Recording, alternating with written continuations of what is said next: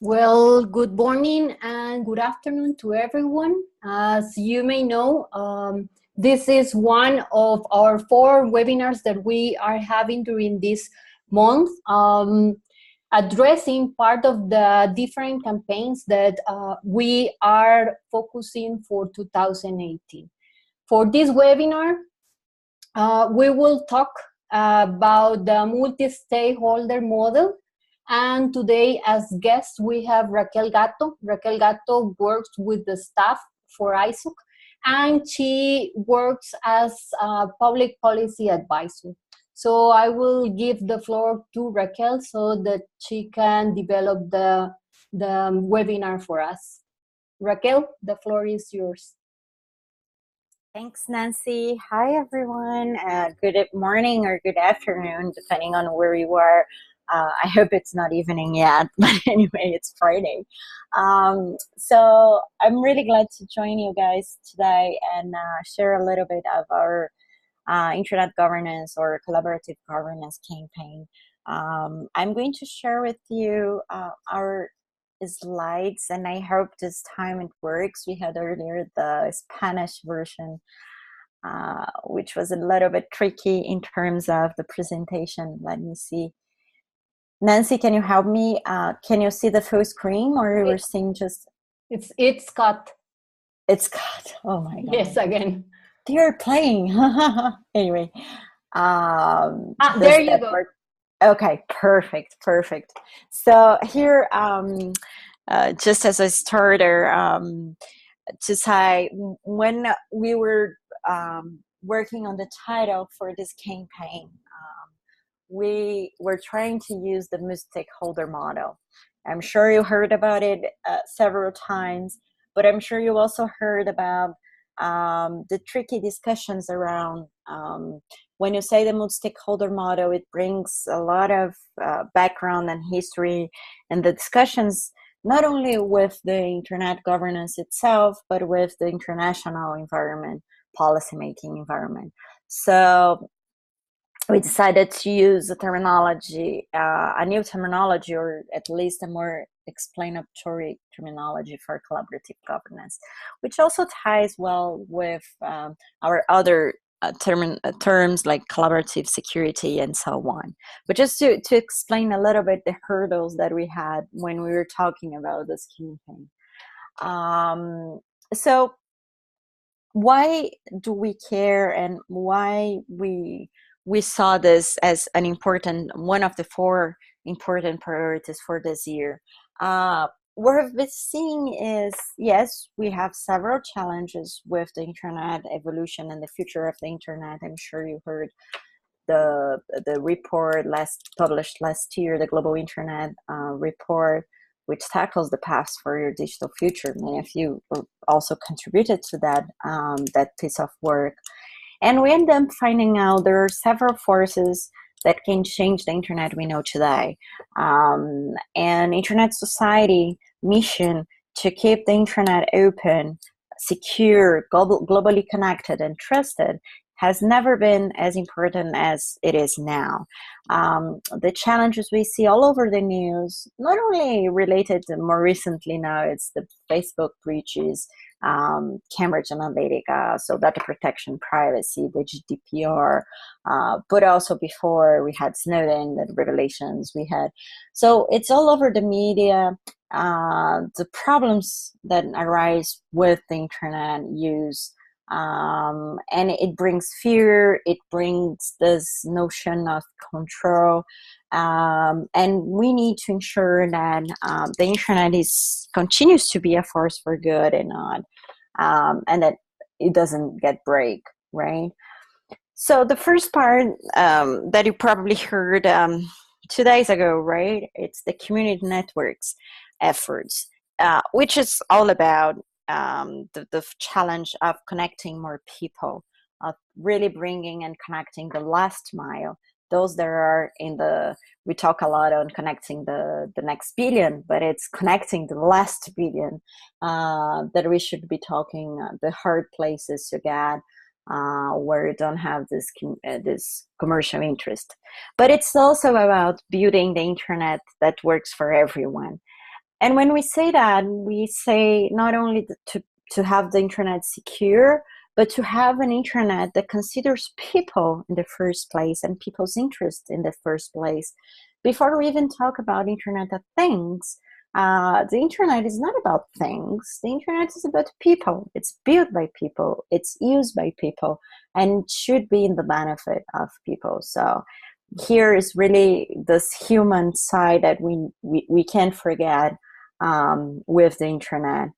So this slide is to give a little bit of context on these 4 campaigns, or and the 4 webinars that we're going to hear on this campaign, and why when we talk about collaborative governance or the multi-stakeholder model, it goes for one reason, and it's for all the other campaigns also. I mean, it's the overarching processes that we need to have in place. It's the governance model that we need to have in place to ensure that everything else happens, that we reach our goals in indexes, that we reach our goals in trust. So the main point when we talk about the multi-stakeholder model is to ensure that the bottom-up principle, the bottom-up approach is there. So every stakeholder, every interested part can use their voice in this process.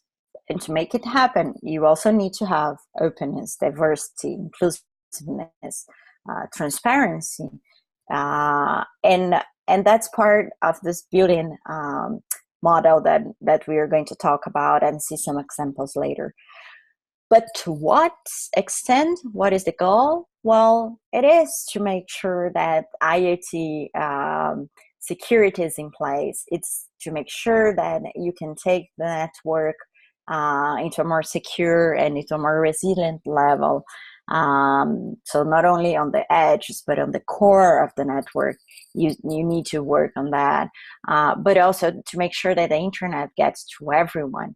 And then when it gets there, they get a safe internet. So you see, that's how every piece connects, and that's where we're bringing this year forward. So now I'm going to dive in a little bit more on what is the problem with the multi-stakeholder model, or why do we see that as an urgent matter that we need to tackle today. So we've seen, and I was mentioning the Internet Report, right? The Global Internet Report, the GIR last year, and the extensive research we did on the future of the Internet. One of the biggest threats that we see is the role of the governments and the risk of fragmentation for the Internet. Why?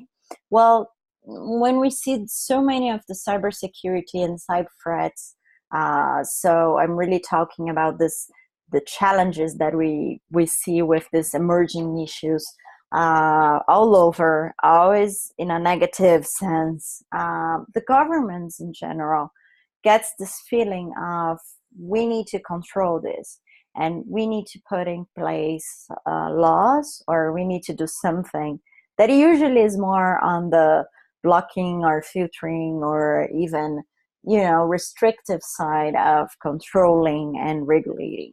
So, and the internet doesn't work this way, right? The internet, when you see how the internet works and those packages, those little packages that run in the network, they don't carry a passport, really. So we can really treat as this, even though there is a big and important national security many times involved. It's different when you see this paradigm with the internet without borders. So those are one of the challenges that we see, that we ever saw on the internet. But what makes it worse is not only that those issues are getting even more complex and multiple issues at the same time, but the overall global forces are changing. The geopolitical forces in the world are changing. And so that's also something that impacts how the internet is run, or how the regulation around the internet is seen. And finally, I mean, we usually have three kinds of government supporters or actor supporters to the multi-stakeholder model. Those that fully adopted it and are supporters, those that are, you know, in the middle, they just support it, but they don't necessarily adopt it. And then we have those that never adopted, never embraced the model. We're really worried with those that we're supporters, even though not adopters, or those that are supporters and adopters, because they are slowly waving away sometimes and moving into another direction. Sometimes because of what I said in terms of needing to have actions and looking actions into more of the control. But also for those that never embrace it, or those that were, you know, in between, they are moving perhaps more away from the multi-stakeholder model and looking for alternatives, and alternatives that do not embrace any of the principles that we hold dear, meaning diversity, meaning inclusion, meaning the participation of all stakeholders, the meaningful participation of all stakeholders. And so that's where we see there is an urgent action. That's where we need to put our hands and our efforts together to make this, that the multi-stakeholder model doesn't fade away, because that's going to be the future if we don't show it's useful and if we don't show that's important for the internet. So finally, what are we going to do, right? Okay, I got the problem. I'm scared or I'm not, but anyway, in any feeling that you might have there, what is the call for action that we need to be following? And it's really reform. It's push for the reform on the decision-making processes approach that they deliver, that they are able to deliver sound internet policies that put people's interest at the center. I think this is a pretty clear call. The action is looking into those existing approaches that tackle internet policies and see how we can build this more openly, more inclusive, and that it really drives into the people's interests, that put people's in the center, that empower peoples, for example, with their data and so on. So that's a pretty strong call that we need to keep in mind. Put in your screen, and that's what we are really pushing forward. And there are 4 big pieces that we're going to do it. First is the advocacy part.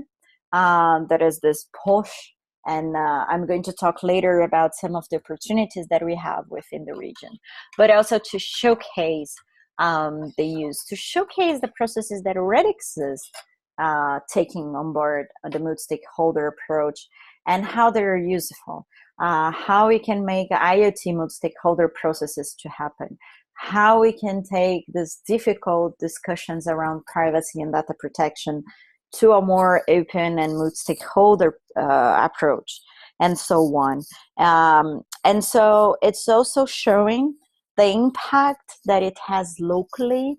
It might be, for example, some of the national IGFs or dialogues or events that are happening all over the world. When we think about the UN IGF, the global meeting, yes, it is a very important place for the global public policy discussions around the internet. But the real change, the real impact is at the national level. That's where the people are, and that's where you are going to see the most of the laws and all the projects and all the real life happening. But we have an important place also on leading and influencing and training around this, right? It's more than explaining the multi-stakeholder model. It's showcasing how it works and how it can be done by others, and bringing all the other voices that are not still in the processes on board to be heard. So here are the main focus that we saw. You probably already see that we are mentioning a lot the governments, and it's not that the other stakeholder groups are not important or that we're not going to look into all the other processes. But the change that we see that needs to happen right now, and this year most likely to start with, are within the governments. Many of the governments change naturally from 4 or 5 years, depending on where your elections are, but when your elections are. But the idea is that we need to have also new leaders emerging from those key governments, adopting, reforming the multi-stakeholder approach. But not only that they adopt for their domestic public policies, but that they share it in international governmental organizations and mechanisms, and that can from inside start this change, right? By not only leading by example, but by pushing for open up those processes at the intergovernmental level. And with that, we can create this cascade effect where other domino effect, where others will starting picking up on the model, and we create a new champion group that can explore more. So with that, I'm going to stop a little bit. We have more slides where we can deep dive a little bit on some of the other examples, but I want to hear from you if that's understood by now. Or so David is saying that he only see the title slides. Yes, I was running through several slides. Could anyone see it? Nancy, you only saw one? Oh my God, yes. Oh no, I'm so sorry. I'm so sorry, everyone. I thought you were looking into everything. Now, which one you were seeing? Can you tell me, Nancy? Key governments. Oh my God. So you've lost a long way. I'm so sorry. Sorry, I was chapter member was writing me, and I didn't realize. That's okay. So guys, I'm so sorry. I would just try to wrap up, just going through the slides, because I think it's a very visual, impactful way. I'm not going to repeat myself, none of it. But just so you know, so that's the first message that I was saying, why our mission is as relevant as never before, right? And how we can bring this message of an open, globally connected, trusted, secure internet moving forward. And we need to be together. Raquel, now it is cut. Oh gosh.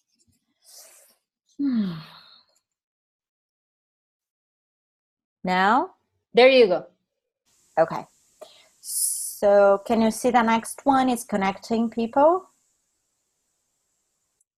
Together we face a global challenge.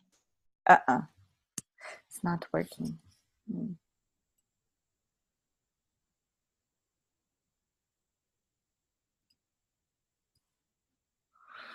And now it's cut, right? It's cut.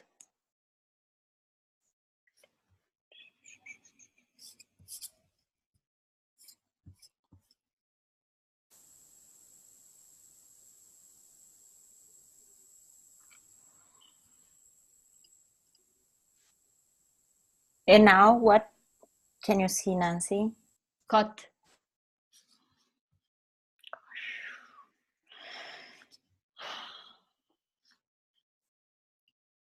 Yeah, I think it's better to show the desktop view. There you go. Connecting. Yeah, but then it's not working on moving, right? Which one you see now? Connecting people. Ah, perfect. So now you can see, guys. Okay, so I think now you're working. So, well, this is about the challenge that we're saying, access and trust, and how we work together to bring these benefits for all on the internet. And that's the message around. Okay, I see some messages. I would just close the chat so I can have the view. I'm sorry. So, and this is about how the 4 priorities link together, and how we can see the multi-stakeholder model, or the collaborative governance processes, as an overarching message to tie this to all the others. So it's really giving the multi-stakeholder approach for all to achieving all the IoT security, the securing networks, routing, and the community networks to empower people, right? And how we really make this happen as a part of our common responsibility in making the internet for good, or as a force of good, keeping that way. And so Raquel, are you still in connecting people? no, I'm in the where we need your help. No, we are seeing connecting people to new opportunity. Yeah, I'm going to end then the presentation, and I'm sorry, and I'm going to share the desktop view so we can now. Can you see a Where little we cut? need your help? Yes. Okay, So that's there you the go. slide I was using to keep moving. And if you can pick up the mic, David, perhaps because I will need to close the chat. So if David and anyone, if you really need to make an input, don't feel don't hesitate to pick up the mic. I think this should be a conversation. I'm just starting with some of those ideas. So, and where we stand and why we cared to make this a priority. So let me move quickly. One, what is the problem? That's where I was saying about the global forces changing, how we see this geopolitics, these new elections, this Trump and China and Korea changing over the time and really impacting also our international negotiations, how the emerging issues, the cyber threats, the privacy breaches, the pervasive surveillance revelations, etc., really impact also at multiple issues that are bringing the governments to do something, and this something may be over control, and how also this is wavering support from the multi-stakeholder model or bringing alternatives that are really opposite to the principles that we hold dear. There are the openness, the inclusiveness, the diversity, and the transparency, and so on, that makes the multi-stakeholder model what it is. So that's why we need to move. Otherwise, the multi-stakeholder model will fade away and disappear pretty quickly. And so how we do it, what we need to do is reform decision-making approach to deliver sound internet policies that put people's interests at the center. It is about bringing change, changing behavior also within these policymakers, change in the processes per se to include the possibility of multi-stakeholder participation, but also considering the end goal, which are people. Again, it's not the Internet of Things; it's Internet of People that we talk about. The Internet used and driven by people. So that's how we do it. We advocate, we showcase our impact, and we lead and train and educate as needed.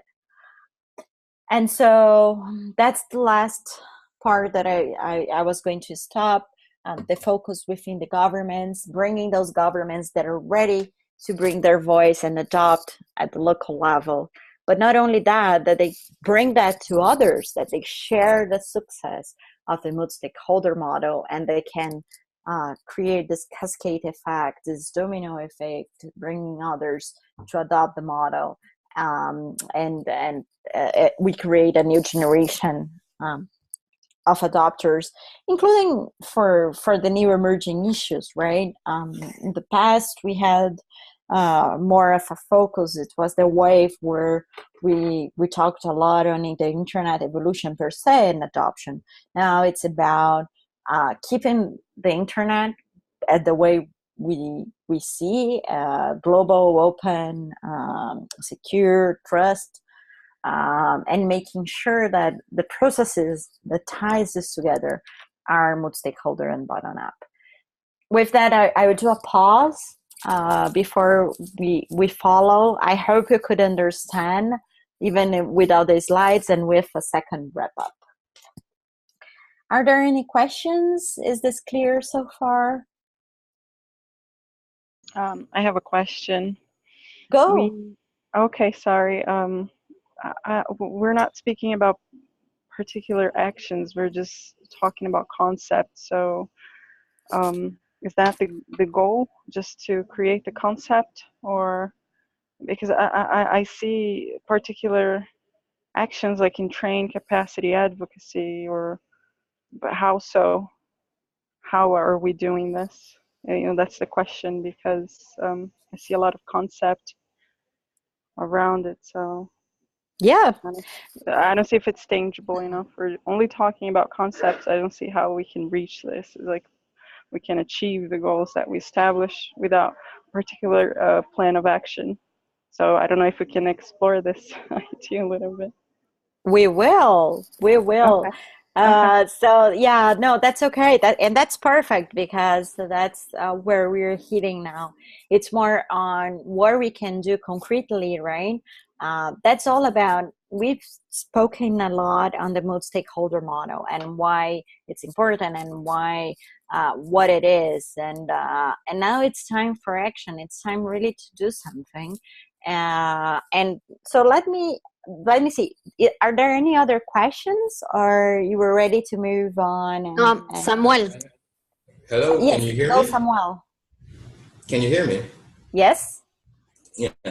So I was noticing that the multi-stakeholder approach, from what you were speaking about earlier, aims towards approaching the government.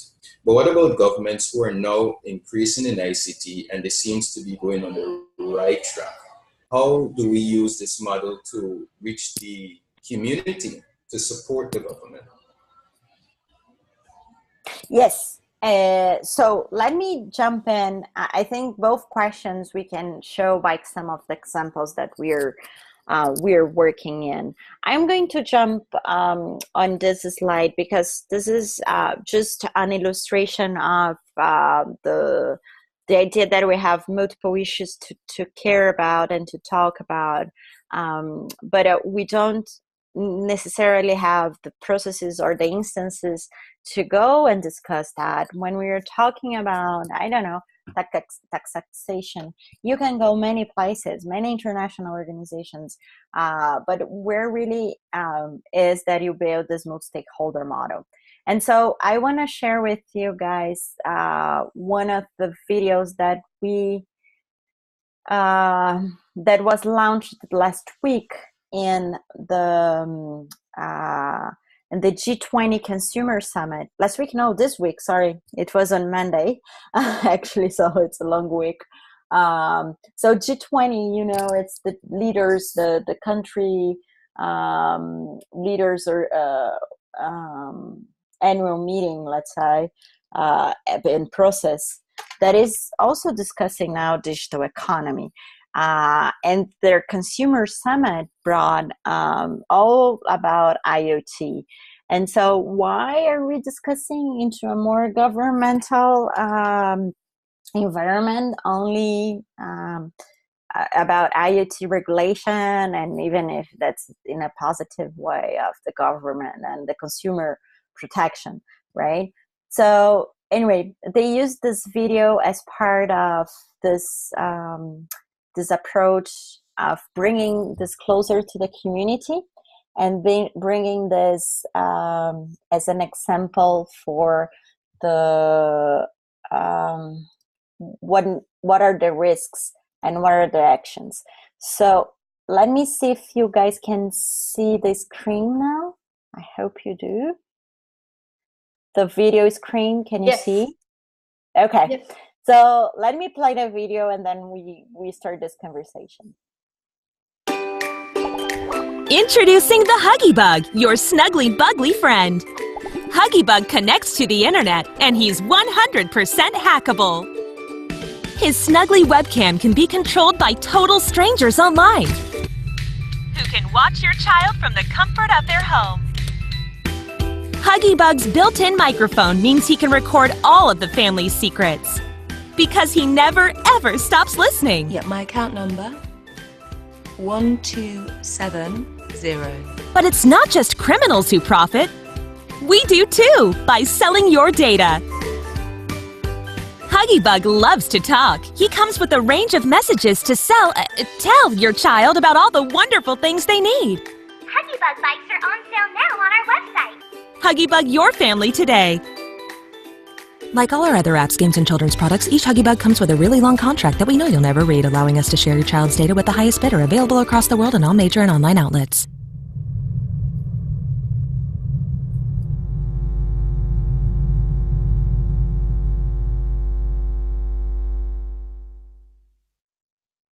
So this video was done by Consumers International. And really to bring, and what I love about this video is it brings some humor, but also you can show for a child or for your grandparents, and really everyone can understand the risks they are facing. But also it brings this idea of or this next question. It begs for this next questions: what can I do, and what are the policies that we need to put for that, right? And how you're going to make it happen. So back to our point on the multi-stakeholder process. Oh, sorry. On the multi-stakeholder processes that needs to change or that needs to be in place. One of the examples we've been working is with Canada. So the government of Canada decided that this year they would invest a big amount of their budget, their government budget, on cybersecurity and IoT. And they start with the questions how, or they even said, how do we start? And we reply to them, let's put together this multi-stakeholder committee. Let's look for the key players in Canada within the internet community and the IoT products and services, etc., and bring all of those together to think about this framework that we are going to build for the country. So they started with this multi-stakeholder committee. Their mandate is by the end of the year to deliver the framework, the IoT framework, and they're focusing now on the security aspects, right?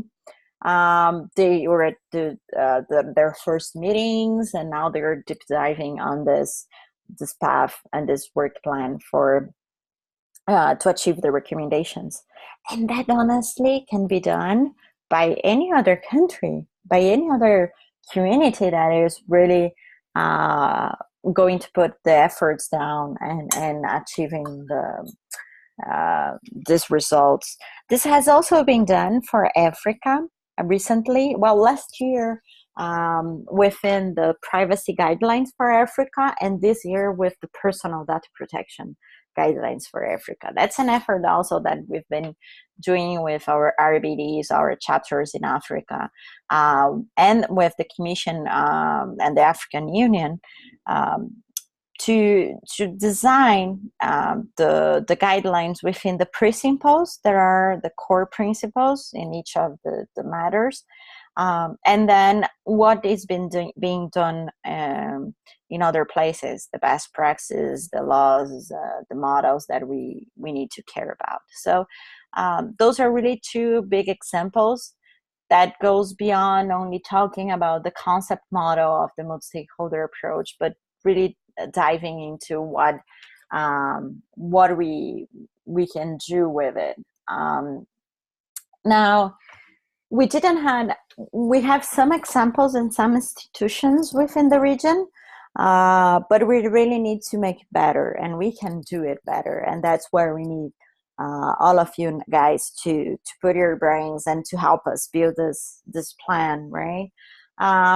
So we have the obvious choice, which are the IGFs. IGF likes the regional, sub-regional, the national, the thematic IGFs, like the youth IGF.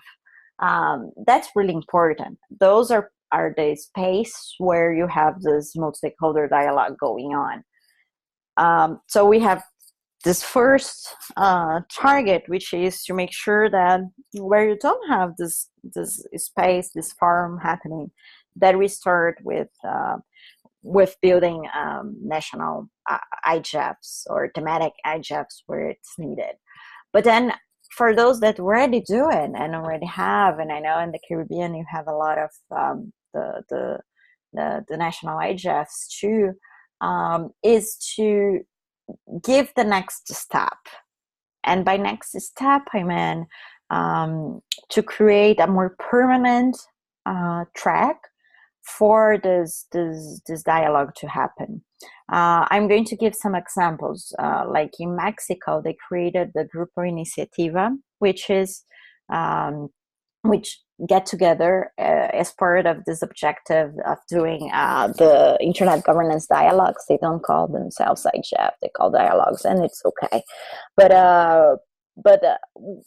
then they realized they took so much, and it was so it enriched the discussions, and it was good to have this in place, that the Grupo Iniciativa became kind of a more permanent multi-stakeholder consultation mechanisms for internet policies, right? Then the same happened in Colombia with they call coordination board, if I may translate that way.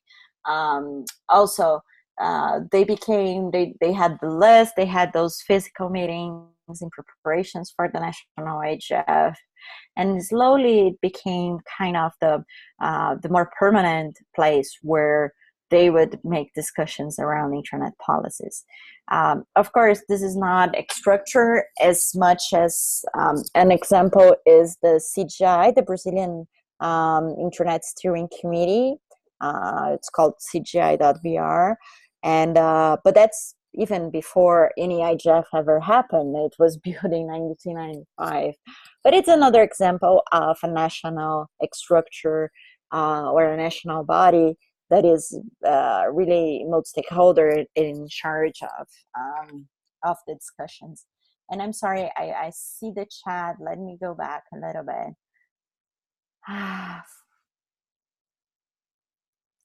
For dialogue, not decisions, right? Yeah, Manuel. You can tell better about the Mexican situation, but anyway. But it's there, right? It's giving a next step more than the event. It's going beyond the event. It's really creating this dialogue track, and then you need to create this decision track, and that's the steps forward. So that's I think the low hanging fruit, and that's where you can really make some changes, as many are involved already in those processes. But then we have others, right? We don't stop there.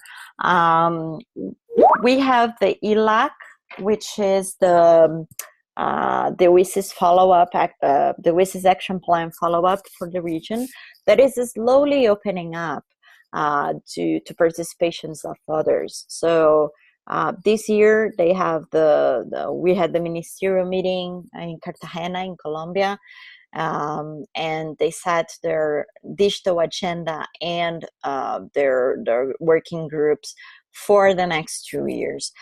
That's something we all should be involved and pushing for those broader participation. Do Then, you as mind I was, Do you mind if yes, I just make a comment here? I raised my hand, but nobody said anything. So just to sorry, compliment. I don't have the view. That's why I just jump in. Oh, it's okay. Okay, sorry.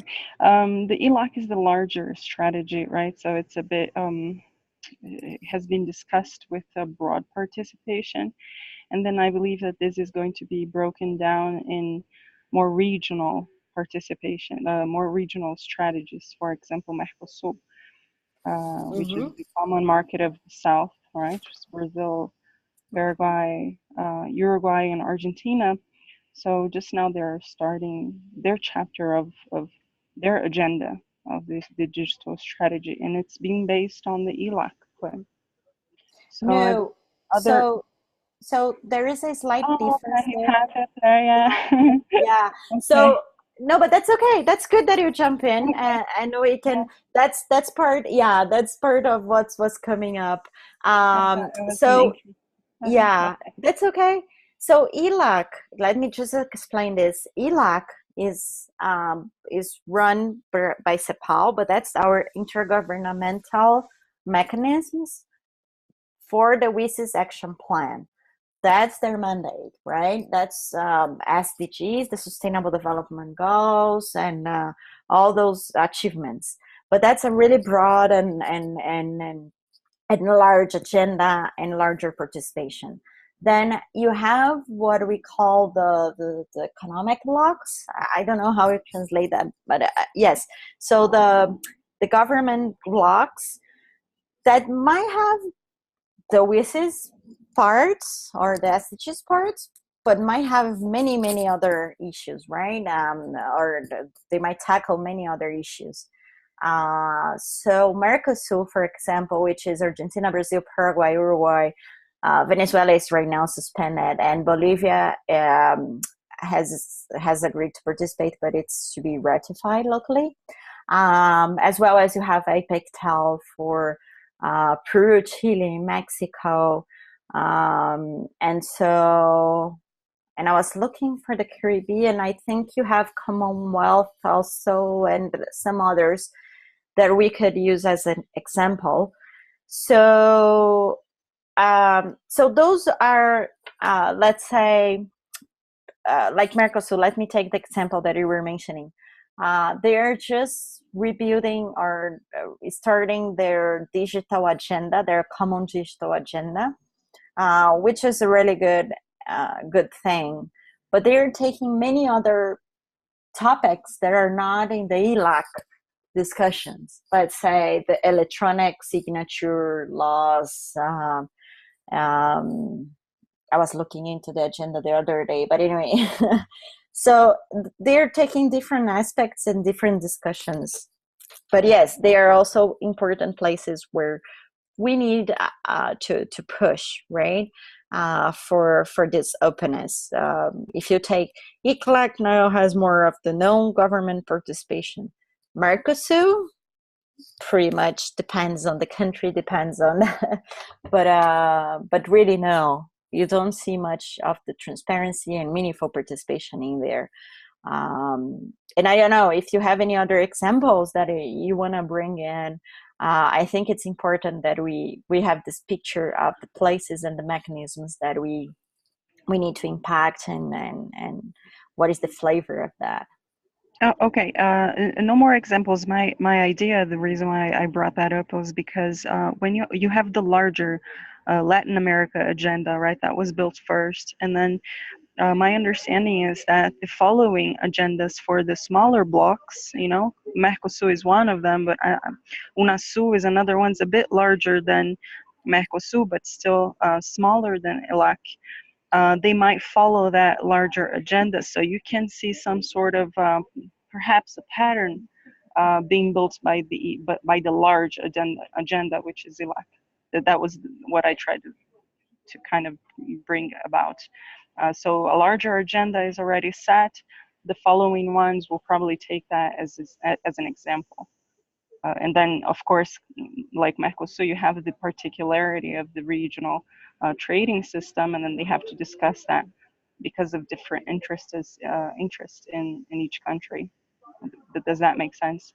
It's kind of like it's a positive aspect of having the large Latin America agenda, and then the other regions, few countries, bilateral agendas following that sort of planning, I think.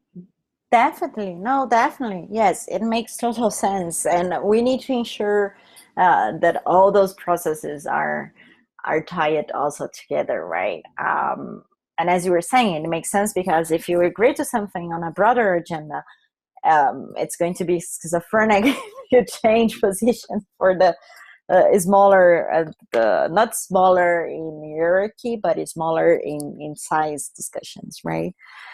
But anyway, so, and also, if you have any other examples that you think, I mean, we try to put together some of the region institutions and mechanisms. Probably I need to do something in one slide. There were so many and influencers within our community that are the places that we could start with this change or this call to reform. Well, this is more of a concept on it takes everyone. It takes really not only the chapters, the membership at large. It's really looking on where we can influence and how you're going to influence it. Sometimes, and that goes back to the first question, sometimes it's not directly into the government. Sometimes you need to influence one stakeholder group that the governments are going to hear. And I'm going to take, I don't know, I have the example outside of the region. But if you take Japan, for example, Japan has a really strong business-driven policy making. So if you want to make an impact there, you're probably going to outreach for the industry and to make the government listen, right?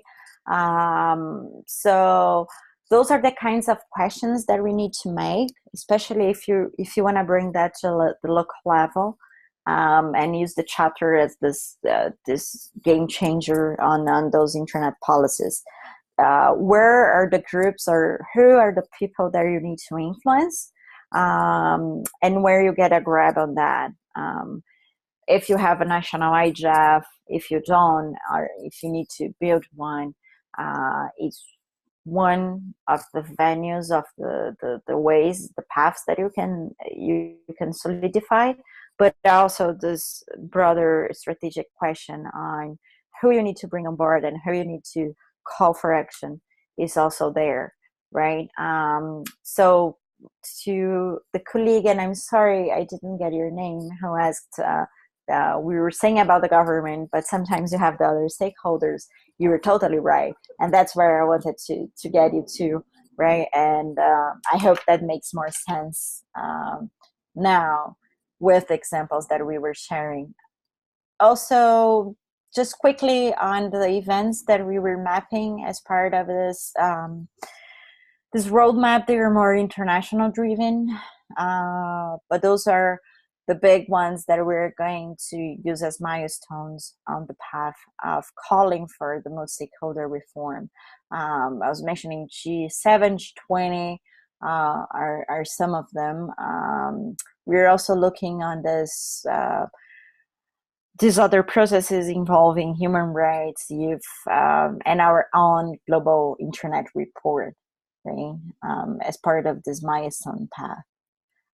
And then I don't know if there is someone from Barbados, but we love this picture to show that we can do it together, and we can do it by shaping the future we want. We need to make this call, and you are not alone. You have this team, this Smiley team, together with you. If you don't know, in the center, it's the Latin America team. We're missing Maria, is our new addition to help us with the administrative work. She was not in this meeting in the middle. You have Raul Echeverria, our Vice President of Global Engagement, and we have Olga Cavalli, who is in the board of ISAC. And we're all here to support you and to bring this this multi-stakeholder or the collaborative governance at each of you. So with that, I will open more to this brainstorm. And I think one of the objectives for the call and for the workshop later in Argentina is to create the plans. So feel free also to jump in now, or we can continue this conversation later.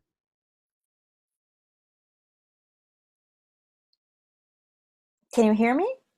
Yes, we can hear you. I don't see any. Yeah. Okay, Yeah, there you go. I'm the one who spoke the most, so I think it was excellent exposure. So the examples I gave was just kind of a regional concept. So I'm thinking we have more people over other regions, Asia or Africa, or is just Latin America? Because at first I got confused a little bit. I was thinking it was only Latin America.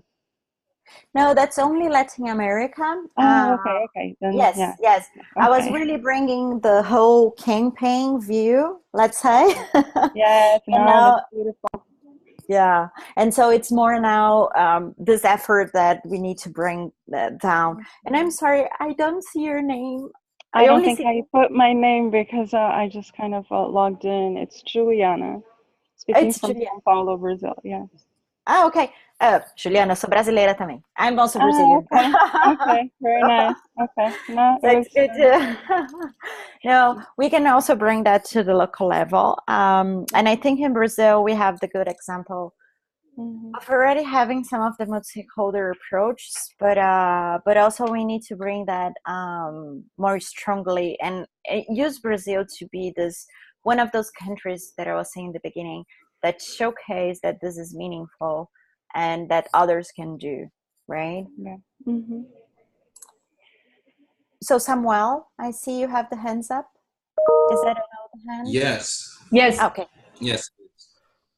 First of all, I would like to say that yes, my question was answered in your presentation, firstly from the video, and then the reference you made to the China government. But if it is incorrect, before one should think about actually implementing any strategies for the multi-stakeholder model, one should observe first the condition of his country. Let's say, what is the political aspect of it, or as you said, in the case of China, it is the business community that has the most influence. So we should check to see what is the social aspect of the country before actually trying to approach the government. Well, sometimes it might be Samuel, but sometimes it might be one particular issue, right? So, for example, Canada was really IoT security, and that's where we jump in to create these processes, to create this process. In other countries or in other regions, like in Africa, it was the privacy and data protection. That was their biggest concern, and that's where we can use. So my advice would be, when you look at that at your country, at your island, just really look what are the biggest issues. It might be connectivity, right? It might be the disaster relief need, and so you might look into these key issues and look how you can build the multi-stakeholder processes to deliver on solutions for those issues. Does that make sense? Samuel, I think I lost you. I'm here. Yes. Okay, there you go. Yes, you answered my question. Thank you very much. Okay. So are there any other questions, guys? We're here really to think together, so jump in. Another question. So before making your comments, let's say publicly, about your multi-stakeholder approach that you want to use, you have to have the endorsement of your local chapter?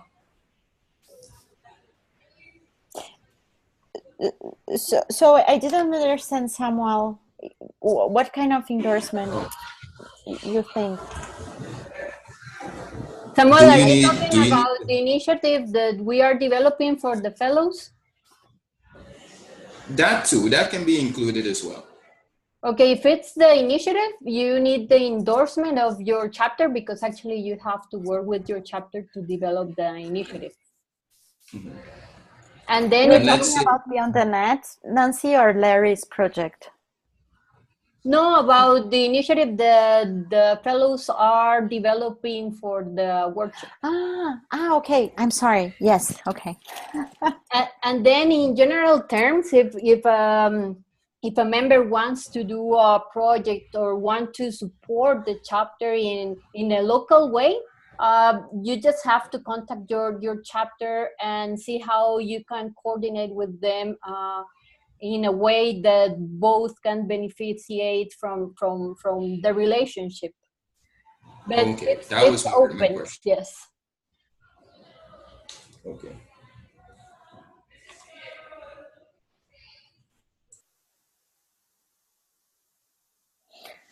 So, are there any other questions? And really, if you need anything, I'm around, and I would love to work with you guys on this. Narrowing down to your expectations and what can be done. We don't want to assume that we know all the answers, but we want to just bring this experience from other places and where we've been seeing the impact really happening. And I really like in the beginning when we were discussing, and that's I think the main point. We see the multi-stakeholder model is so valuable, and it's in the core and DNA of all the internet evolution, but it is at risk. It's at really risk of fading away, because the complex of the issues, the multiple issues that are arising, are driving governments and the community and economies to other solutions. So we need to do something. We need to prove that this is important and that we can do more. And it's time for action. Let's not keep talking on what is the multi-stakeholder part. Let's show that this happens, that this can happen in many ways. There is no magical solution, not so ever. If anyone knows about it, please tell me. It's a 1 million question, 1 billion question. So, or answer. But yes, so just feel free. I put my email in the chat. I'm also in the WhatsApp group, so just reach out.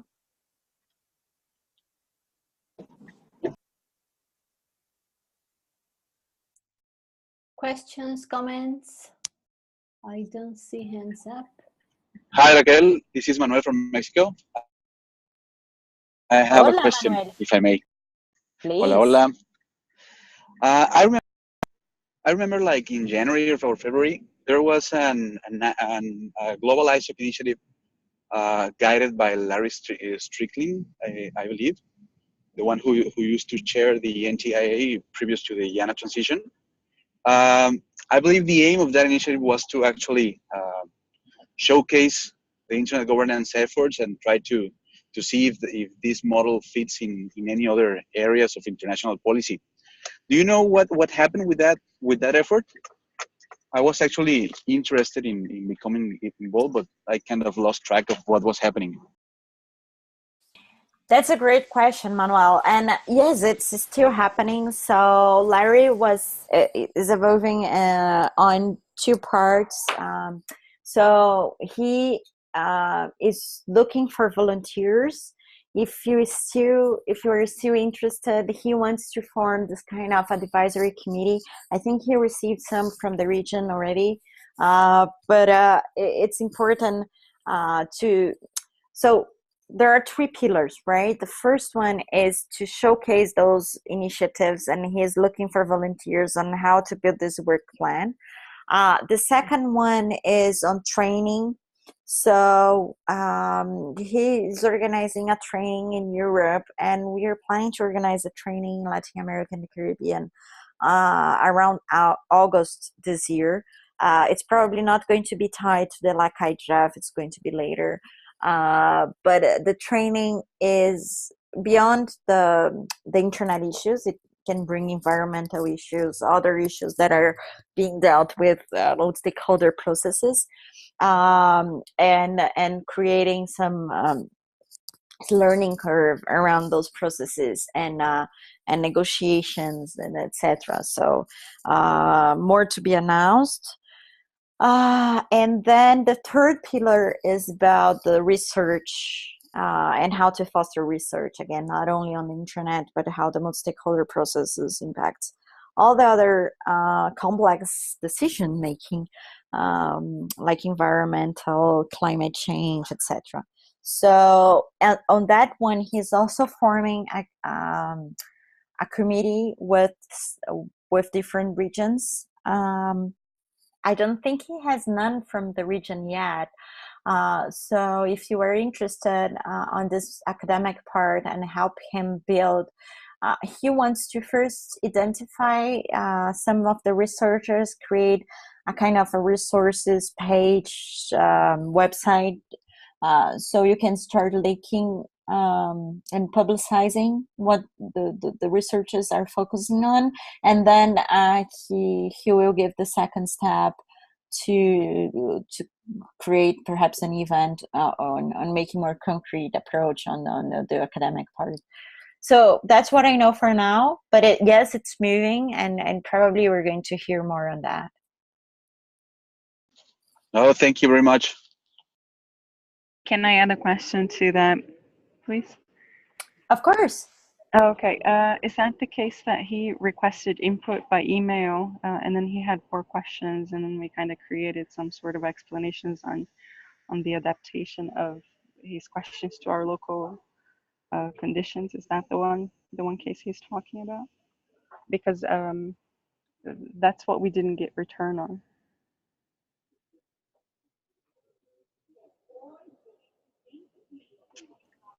So we didn't get any sort of feedback on the event.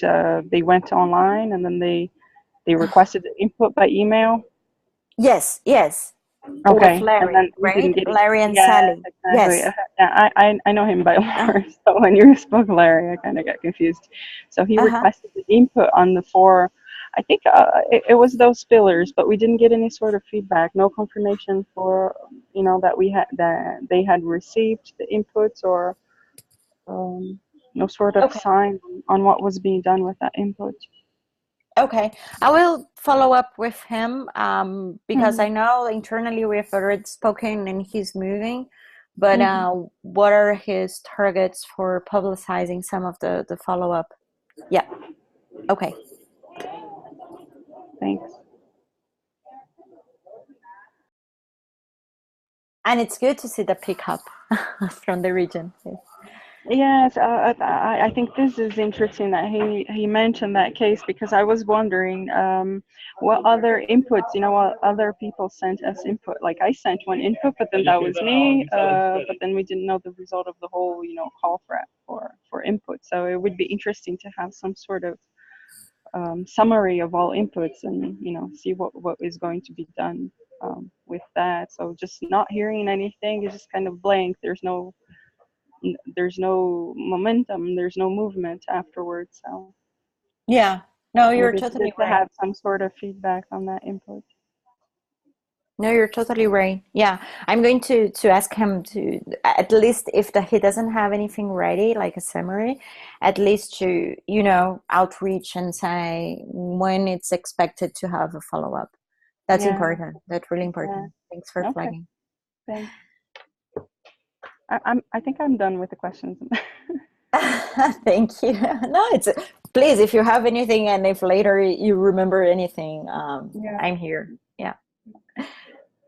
And we can talk in Portuguese. Yeah, but there are listeners, right? So. No. I mean, outreach later. If you. Okay. Well, for my part, I think it was great.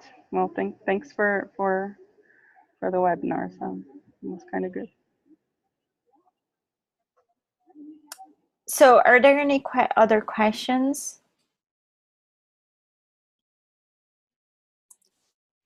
¿Hay alguna pregunta más? No? Okay. So thank you very much, everyone. Nancy, you want to close? Yes, for sure. Well, thank you, as Raquel said. And just wanted to remind you about the next webinars. The next one is about Internet of Things and security. And it's going to be in May 28th. And then we have Manners on May 30th. So please join us and hope that this effort that we are doing from the Bureau, it's something that could be a tool for you and for your local chapter. So have a great day and thank you. Bye. Thank you, Nancy. Thank you, Raquel. Bye. Thank you. Bye, everyone. Thank you. Goodbye.